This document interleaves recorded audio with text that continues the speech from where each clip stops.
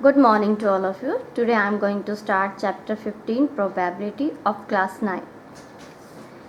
In our day-to-day life, we come across the statements such as probably it may rain today. I doubt that he will win the 200-meter race. Our cricket team is likely to win the next 2020 World Cup. The words probably, doubt, likely used in the above statement show a certain kind of the uncertainty for happening of an event. Here, the prediction has been made on the basis of the past experiences under the similar condition. When we try to arrive at a decision, we face uncertainty in such type of the above cases. Actually, probability is the quantitative measure of the possibility of happening of an event. Definitions of some terms related to probability. First is experiment. What is an experiment? Experiment is an activity which ends in some well-defined outcomes or results. That is called an experiment. For example, tossing a coin one or several times is an experiment. Random experiment.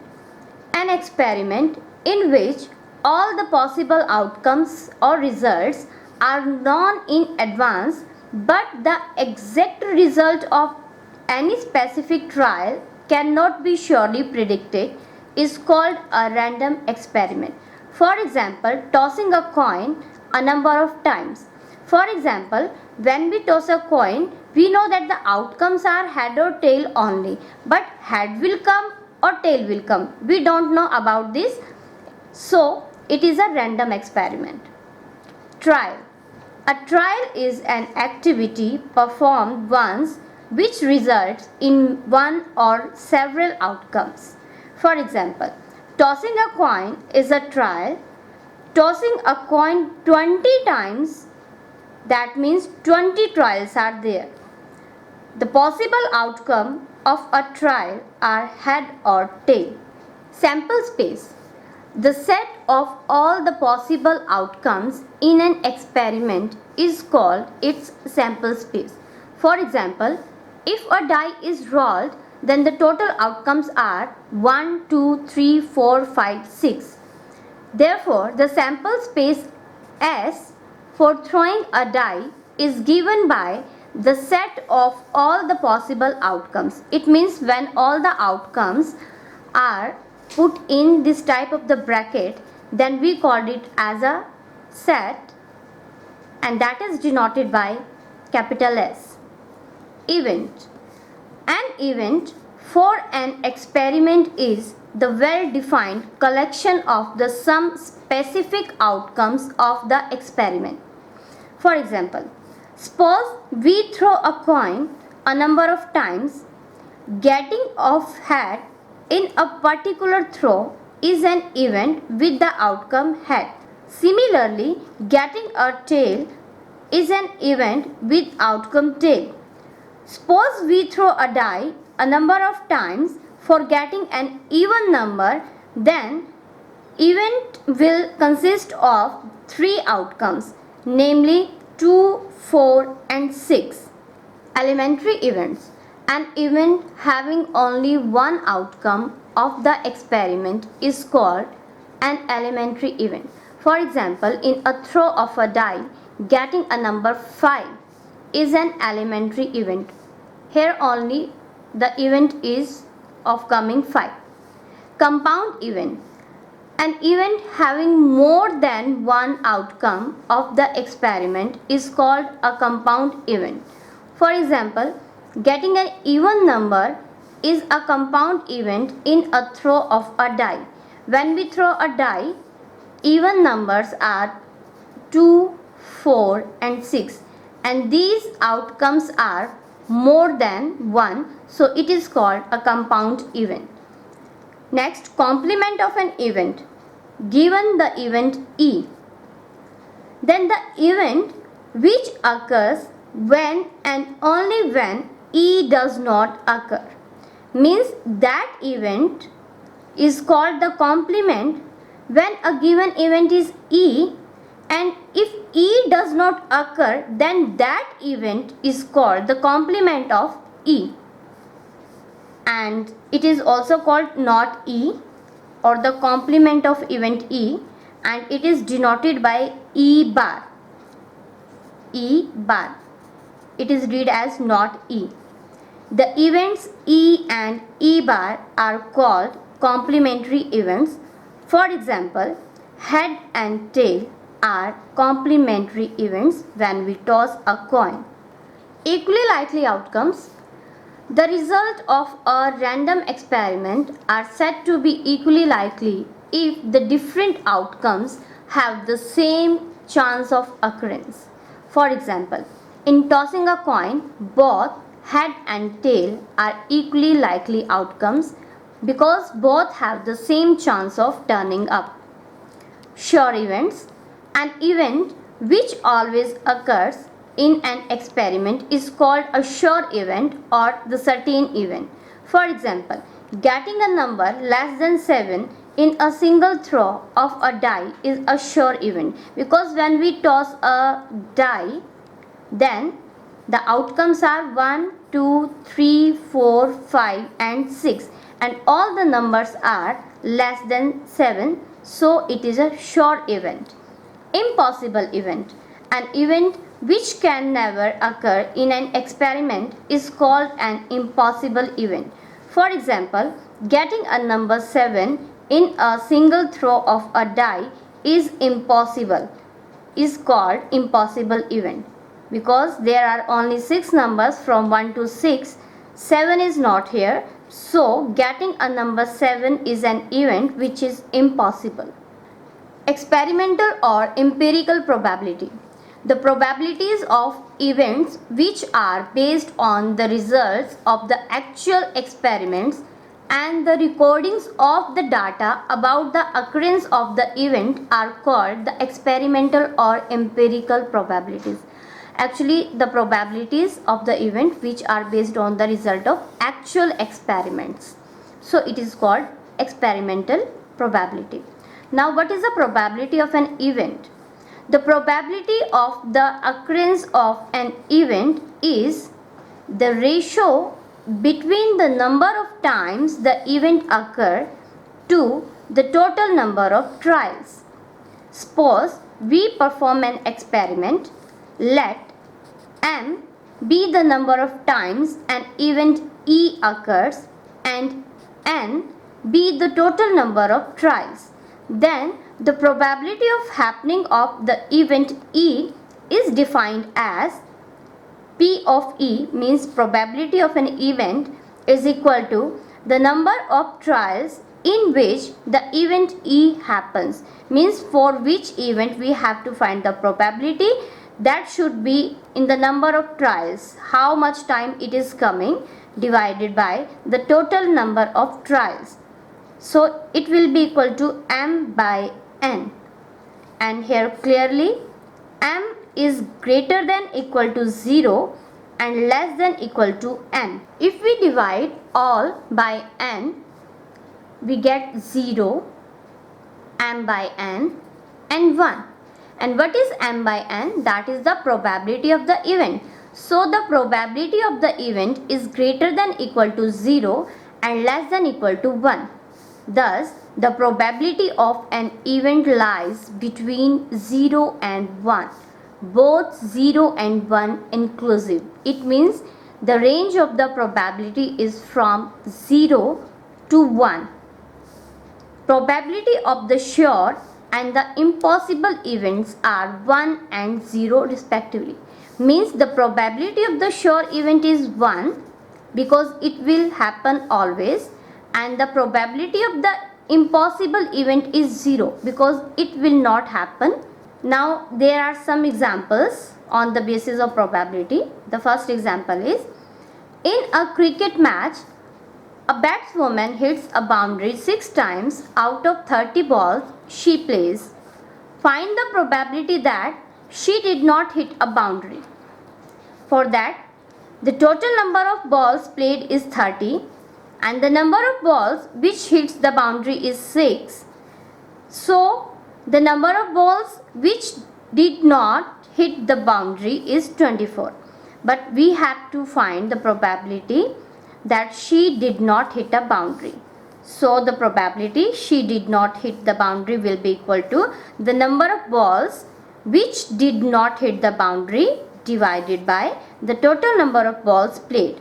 And there are 24 balls on which the boundary is not here, and the total balls are 30. And in the last, it will be 4 by 5 in the standard form. Next example is 2 coins are tossed simultaneously 500 times and we get 2 heads 105 times. Means when we toss 2 coins, then coming of 2 head is 105 times. 1 head is 275 times. Means 1 head and second is tail, or you can say tail and head. No head is 120 times, means both are tail. So find the probability of occurrence of each of the events. Let I am taking 2 head as event E1. Event of getting 2 heads is even. Event of getting 1 head as E2. Event of getting no head is E3. And probability of even means of getting 2 head, that will be equal to the number of times 2 head comes up divided by the total number of trials. For 2 heads I have 105 times. So 105 divided by 500, because total is 500, which will be equal to 0.21. Similarly, we can find for E2 means getting 1 head, that is 275. From here we can see 1 head is coming 275 times and total is 500. The answer will be 0.55. Next, the probability of E3 means no head, and no head is coming 120 times, so its probability will be 120 by 500, that will be equal to 0.24. Next example is a die is thrown 1000 times with the frequencies for the outcomes 1, 2, 3, 4, 5 and 6 as given in the following table. Here the outcomes are from 1 to 6 and the frequency means how many times 1 is coming, how many times 5 is coming, how many times 6 is coming, that is here. Find the probability of getting each outcome, means we have to find the probability of coming 1, 2, 3, 4, 5 and 6. Similarly, as we have taken in the previous example, I have taken event E1, E2, E3, E4, E5 and E6 as getting 1, getting 2, getting 3, getting 4, getting 5 and getting 6. Here I have not written formula, but you have to write. Here 1 is coming for 179 times. So 179 divided by 1000, that will be 0.179. 2 is coming 150 times. So 150 by 1000, that will be 0.15. Of getting 3 is coming 157 times by 1000, that is 0.157. Similarly, we are getting for 5 and 6 probabilities with the help of the table. Next example, the percentage of the marks obtained by a student in the monthly unit test are given below. There are the unit tests 1, 2, 3, 4, 5, 6. Total 6 unit tests are there, and the percentage of the marks obtained is 52%, 60%, 65%, 75%, 80% and 72%. Find the probability that in the next test the student gets more than 70% marks. Now you have to find the probability of the test. So we will count the total number of tests. Here the total number of monthly tests held is equal to 6. And the number of tests in which the student gets more than 70% marks. See here, in 4th, 5th and 6th, there are 3 unit tests in which he is getting more than 70% marks. So 3 tests are there. Therefore, probability of scoring more than 70% marks is equal to 3 by 6, which is equal to 1 by 2. Second part, less than 70% marks. See, these three are less than 70% marks. So it is as same first part. Here we will write the number of tests in which the student gets less than 70% marks. Here that is same 3. Then we will find the probability, it will become same. And the third is at least 60% marks. At least 60% marks means 60% and more. See here, this is not 60% and more, so we will not include it. This is 60% and above, this is also, and all these three are. It means there are 5 tests in which he is getting at least 60% marks. So the number of tests in which the student scores at least 60% marks is equal to 5. So the probability of scoring at least 60% marks is equal to 5 by 6. In this example, a recent survey found that the ages of the workers in a factory are distributed as follows. This is a table. Here the ages of the workers are, and here the number of workers are. The ages are like 20 to 29, 30 to 39, 40 to 49, 50 to 59 and 60 to above. 38 persons are there in between the age group of 20 to 29. Similarly, 27 persons are there 30 to 39 age group. 86 persons are here in the age group of 40 to 49. 46 workers are of the age from 50 to 59, and there are 3 persons which are 60 and above. If a person is selected at random, find the probability that the person is 40 years or more. 40 years or more. See here, 40 years, from here we can count, and more, it means all the 3. 46, 3. So the number of workers 40 years or more than 40 is 86 plus 46 plus 3, which is equal to 135. And the total workers are, we have to add all of these, 38 plus 27 plus 86 plus 46 plus 3, which is equal to 200. So there are total workers 200, and the number of workers who are 40 years and more, that is 135. Therefore, probability of a person 40 years or more is equal to 135 by 200, which is equal to 0.675. Second part, under 60 but over 39 years. Under 60. See here, these are under 60. Over 39. Over 39 means 39 se zyada. So we have to add only these 2.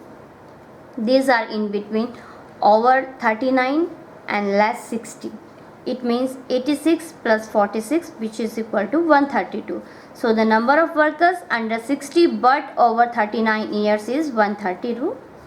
So the person under 60 but over 39 years, that's probability is 132 divided by 200, which is equal to 0.66.